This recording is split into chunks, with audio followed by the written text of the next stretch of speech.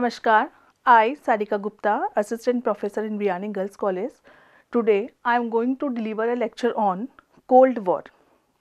जैसा कि हम सभी को पता है कि जो कोल्ड वॉर था, शीत युद्ध जिसे कहते हैं, वो एक वेपन्स के द्वारा किया गया एक युद्ध नहीं था। वो दो जो आइडियोलॉजीज़ थी, जो यूएसएसआर और यूएसए के बीच में जो अपनी जो पावर्स थी उनको स्प्रेड करने के लिए जो वॉर किया गया, उसे कहते हैं कोल्ड वॉर। कोल्ड वॉर में किसी तरह के वेपन्स को यूज़ नहीं किया गया, किसी भी तरह की कोई भी जनहानि नहीं हुई है। ये जो कोल्ड वॉर है वो आफ्टर वर्ल्ड वॉर सेकेंड, जब द्वितीय विश्व युद्ध का अंत हुआ, उसके बाद टू सुपर पावर्स जो थी यूएसएसआर और यूएसए, वो निखर कर सामने आई और उन दोनों के बीच में अपनी अपनी पावर को स्प्रेड करने के लिए उन दोनों में वॉर हो गया और इस वॉर को क्या नाम दिया गया? Cold war. कोल्ड वॉर कब स्टार्ट हुआ? 1947 में से 1991। इसका जो टाइम पीरियड है वो है 1947 से स्टार्ट होकर 1991 तक है। इसके कॉजेज़ क्या थे स्टार्ट होने के लिए? क्योंकि इनके कॉजेज़ थे deep political ideologic differences between the USA and USSR. इन दोनों की जो आइडियोलॉजीज थी उसको स्प्रेड करना। कम्युनिज्म जो यूएसएसआर की आइडियोलॉजी थी और कैपिटलिज्म जो यूएसए की आइडियोलॉजी थी, इन दोनों को ही ये स्प्रेड करना चाह रहे थे ईस्टर्न और वेस्टर्न कंट्रीज़ में। हाँ, फिर हम बात करते हैं कि जो कोल्ड वॉर है वो किस किस के बीच लड़ा गया। हम कोल्ड वॉर यूएसएसआर और यूएसए के बीच में लड़ा गया और इसका मेन रीज़न क्या था? इन दोनों के जो कोल्ड वॉर का जो मेन रीज़न था कि यूएसएसआर और जो यूएसए, उनके बीच में कोल्ड वॉर क्यों हुआ, उसका रीज़न था spread capitalism and communism. USA चाहता था कि वो कैपिटलिज्म को ईस्टर्न एंड वेस्टर्न कंट्रीज़ में बहुत ज़्यादा स्प्रेड कर दे ताकि ईस्टर्न और वेस्टर्न कंट्रीज़ यूएसए के अंदर इंक्लूड हो जाए, और यूएसएसआर चाहता था कि वो अपना कम्युनिज्म जो ईस्टर्न और वेस्टर्न कंट्रीज़ हैं उनमें स्प्रेड कर दे। फिर हम बात करते हैं इसके फेजेस की। इसको कोल्ड वॉर को समझने के लिए, कोल्ड वॉर बहुत बड़ा टाइम पीरियड लेकर चलता था, इसको हमने 3 पार्ट्स में डिवाइड कर दिया है। फेजेस 1 में है 1946 से 1961, फेज़ 2 में 1962 टू 1979 और फेज़ 3 में हम बात करते हैं 1979 से 1991 तक। फर्स्ट फेज जो कि 1946 से स्टार्ट होता है, यहाँ से कोल्ड वॉर स्टार्ट हो गया और इसी फेज़ में जो स्टालिन थे, यूएसएसआर के जो थे, वो स्टालिन की डेथ हो गई थी वहाँ पे, और स्टालिन की डेथ के बाद वहाँ का जो रशिया था, जो यूएसएसआर था, वो वीक होना शुरू हो गया था। ऐसे 1962 से 1979 तक इन्होंने अपने जो भी इनकी आइडियोलॉजीज थी कम्युनिज्म और कैपिटलिज्म, इनको स्प्रेड किया था। और 1979 से 1991 के बीच में क्या हुआ था? न्यू कोल्ड वॉर स्टार्ट हो गया था। नाउ फर्स्ट ऑफ ऑल हम बात करते हैं इसके फेज़ 1 की। फेज़ 1 में जैसा कि हम देख रहे हैं 1947 में जो फेज़ 1 था उसमें क्या क्या चीज़ें हुई थी? उसमें ये था आफ्टर वर्ल्ड वॉर सेकेंड, जब द्वितीय विश्व युद्ध का अंत हुआ तो जो कंट्रीज़ थी जापान, जर्मनी, ये बिल्कुल डिस्ट्रॉय हो चुकी थी और इसी के कारण यूएसए ने क्या किया? एक मार्शल प्लान लाए। यूएसए मार्शल प्लान लाए थे कि जो कुछ ईस्टर्न यूरोपियन कंट्रीज़ हैं उनको अपने अंदर इंक्लूड करने के लिए। मार्शल प्लान के थ्रू वो उनको इकोनॉमिक एड देना चाहते थे, आर्थिक सहायता प्रदान करना चाहते थे, और उस इकोनॉमिकल एड के थ्रू वो जो ईस्टर्न यूरोपियन कंट्रीज़ थी उनको अट्रैक्ट करना चाहते थे। किसके टूवर्ड्स? कैपिटलिज्म के टूवर्ड्स। ऐसे ही इन दोनों में होड़ लग रही थी कि यूएसए अगर इकोनॉमिकली जो एड है वो अगर उनको प्रोवाइड करा रहा है तो यूएसएसआर कब से पीछे रहने वाला था। तो उस यूएसएसआर ने क्विक अपना डिसीजन लिया और उन्होंने इस रिएक्शन में, मतलब जो उन्होंने मार्शल प्लान को इकोनॉमिकली एड के लिए मार्शल प्लान लागू किया, उसी टाइम यूएसएसआर ने क्या किया? क्विक टू रिएक्ट किया, फटाफट से उसने अपने प्लान्स बनाए। और पहला प्लान था उनका मोलोटोव प्लान, जो 1947 में बना जब मार्शल प्लान आया था।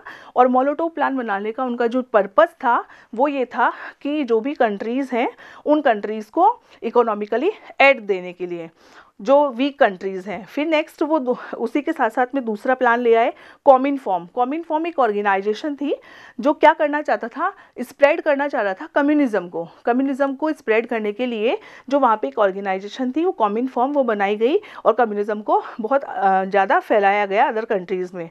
फिर नेक्स्ट वो लेकर आए थे council of mutual economic assistance, CMEA। ये था गवर्नमेंट जो थी, वो वहाँ की जो गवर्नमेंट थी वो गवर्नमेंट दूसरे जो अदर जो कंट्रीज़ हैं उनको हेल्प करती थी।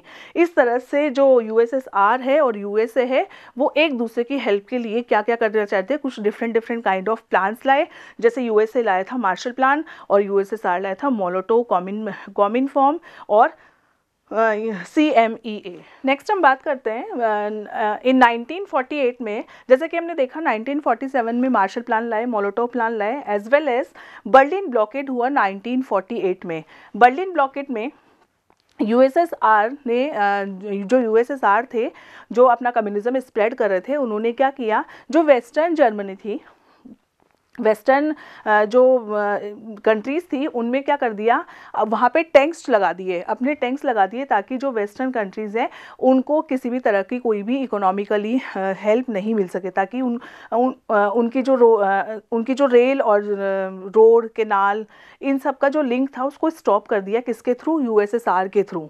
यूएसएसआर ने इन सबको क्यों कर दिया? ताकि किसी भी तरह की इकोनॉमिकली हेल्प किसी जो भी वेस्टर्न जो कंट्रीज़ हैं उनको नहीं मिले। लेकिन इसके अगेंस्ट जो यूएसए थे, उस यूएसए ने क्या किया कि यूएसएसआर के इस जो यूएसएसआर के द्वारा जो काम किया गया उसको जवाब देने के लिए, सडन रिप्लाई के लिए यूएसए ने क्या किया, यूएसए ने अपने जो भी इकोनॉमिकली एड उनको प्रोवाइड कराना था वो उन्होंने एयर बाय द जो हेलीकॉप्टर हैं, एरोप्लेन्स हैं, उनके थ्रू उन्होंने इकोनॉमिकली एड उनको प्रोवाइड कराना शुरू कर दिया। और यूएसएसआर को उन्होंने ये कहा कि तुम्हारे टैंक हटा लो, नहीं तो हम पूरे यूएसएसआर को डिस्ट्रॉय कर देंगे। तब जाके जो यूएसएसआर थे उन्होंने क्या किया 1 ईयर तक तो वहाँ पर जो भी वहाँ की रेल लाइंस थी, रोड लाइंस थी, कैनाल्स थे, जो भी लिंक था, जो भी इकोनॉमिकली हेल्प, जो भी चीज़ें वहाँ पे प्रोवाइड की जा रही थी, उन सबको उन्होंने स्टॉप किया। और बाद में जब यूएसए ने उनको कड़ा जवाब दिया, उन्होंने जो भी इकोनॉमिकली एड थी उनको एरोप्लेन के थ्रू उन्होंने क्या किया, उन सबको वो सारी सर्विसेज प्रोवाइड कराई। नाउ हम बात करते हैं 1949 में यूएसएसआर ने क्या स्टार्ट कर दिया उन्होंने न्यूक्लियर बॉम्ब बनाना। न्यूक्लियर बॉम्ब बनाना, जैसा कि हम जानते हैं जो यूएस है वो तो वैसे ही न्यूक्लियर बॉम्ब में नंबर 1 पर है, वैसे ही यूएसएसआर ने भी क्या स्टार्ट कर दिया, उन्होंने न्यूक्लियर बॉम्ब बनाने स्टार्ट कर दिए। और न्यूक्लियर बॉम्ब बनाने के बाद क्या स्टार्ट हो गया, न्यूक्लियराइजेशन वर्ल्ड स्टार्ट हो गया। फिर नेक्स्ट हम बात करते हैं 1949 में नाटो बनाया गया, किसके थ्रू? By the USA. और जब नाटो बन गया तो नाटो की होड़ में जो यूएसएसआर था उसने क्या बना दिया, वर्साओ पैक्ट बना दिया, जो किसके थ्रू बनाया गया, यूएसएसआर के थ्रू। और इन बिटवीन इसी बीच क्या हो गया, वहाँ पे जो यूएसएसआर था, यूएसएसआर में स्टालिन की डेथ हो गई। और स्टालिन की डेथ होने के बाद यूएसएसआर क्या हो गया, बिल्कुल वीक हो चुका था, क्योंकि वहाँ का जो लीडर था वो लीडर नहीं था। और लीडर नहीं होने के बाद वहाँ की जो व्यवस्था थी, जो भी वहाँ का एडमिनिस्ट्रेटिव पावर था, वो सारा क्या हो गया, स्कैटर्ड हो गया, बिखर गया। उसके बाद वहाँ पे क्या शुरू हो गया, पार्शियल 2 शुरू हो गया। वहाँ का यूएसएसआर का जो भी काम था वो वीक हो गया। फिर नेक्स्ट हम बात करते हैं 1961 में। 1961 जो कि कोल्ड वॉर का फेज़ 1 का जो टाइम पीरियड था 1947 से 1961, इसका जो ये जो 1961 में क्या हो गया, बर्लिन वॉल वहाँ पे बनाई गई। बर्लिन वॉल था, बर्लिन का कुछ पार्ट ईस्ट बर्लिन में और कुछ पार्ट वेस्ट बर्लिन में। ईस्ट बर्लिन वहाँ पे उस टाइम ये स्थिति हो गई थी कि जिसके फादर अगर ईस्ट बर्लिन में है तो वो ईस्ट बर्लिन में रह गए, और जिसके फादर वेस्ट बर्लिन में है तो वो वेस्ट बर्लिन में रह गए। उस टाइम सडन क्या कर दिया गया, बर्लिन में एक दीवार बना दी गई जिसको नाम दिया गया ईस्टर्न बर्लिन और वेस्टर्न बर्लिन। इस तरह जो कोल्ड वॉर का जो फेज़ 1 था वो उन सब में ये चीज़ें मेंशन की जाती है। फेज़ 1 दोबारा हम रिकॉल करते हैं। फेज़ 1 में 1947 से 1961 इसके फेज़ 1 को बताया गया है।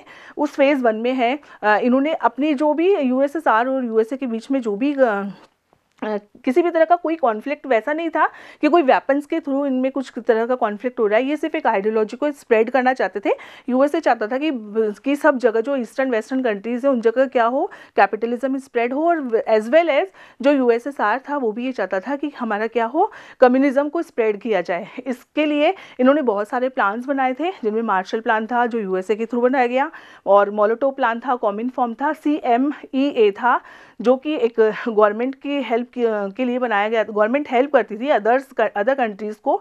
वो किसके थ्रू बनाया गया, यूएसएसआर के थ्रू बनाया गया। नाउ इसमें बर्लिन ब्लॉकेड किया गया यूएसएसआर के थ्रू। जो जो वेस्टर्न जो जर्मनी थी उसको स्टॉप कर दिया गया, किसी भी तरह की कोई भी वहाँ पे फैसिलिटी प्रोवाइड नहीं की गई, उनको इवन खाना पानी सबकी व्यवस्था जो भी थी वो बंद कर दी गई। लेकिन यूएसएसआर ने उसको कड़ा जवाब देने के लिए क्या कर दिया गया, एयरवे के थ्रू उन्होंने अब सारी जो फैसिलिटीज़ थी वो प्रोवाइड करवाई। नेक्स्ट हम बात करते हैं 1949 में क्या हुआ, वहाँ पे न्यूक्लियराइजेशन वर्ल्ड स्टार्ट हो गया था और इसी के थ्रू नाटो और वर्साओ पैक्ट बनाया गया। जो नाटो बनाया गया यूएसए के थ्रू और वर्साओ पैक्ट बनाया गया यूएसएसआर के थ्रू। नाउ हम बात करते हैं 1953 में, वहाँ पे जो स्टालिन था, जो यूएसएसआर के जो लीडर थे, उनकी डेथ हो गई थी और उनकी डेथ होने के बाद जो यूएसएसआर था वो स्कैटर्ड हो गया था, बिखर गया था, जिसकी वजह से वहाँ पे क्या हो गया, यूएसएसआर वीक होने लगा, क्योंकि वहाँ पे लीडर नहीं होने की वजह से सब लोग अपने हिसाब से अपना काम करने लगे। नाउ नेक्स्ट जब इस फेज़ की हम बात करते हैं तो इस फेज़ का लास्ट जो पॉइंट था वो था बर्लिन वॉल बर्लिन वॉल का बनना। उस टाइम क्या किया गया, बर्लिन में एक दीवार खींच दी गई बीच में, जिसका सपोज करो जिसके फादर उधर मतलब वो वेस्ट बर्लिन में गए तो वो वेस्ट बर्लिन में रह गए, किसी की मदर ईस्ट बर्लिन में तो वो ईस्ट बर्लिन में रह गई। बर्लिन के बीच में एक दीवार खड़ी कर दी गई और उसको नाम दिया गया Berlin wall made. Now next हम बात करेंगे इसके जो सेकंड फेज़ है इसका, हम उसके बारे में बताएंगे कि उन्होंने सेकंड फेज़ में अपने अपने क्या क्या चीज़ों को स्प्रेड करना किया।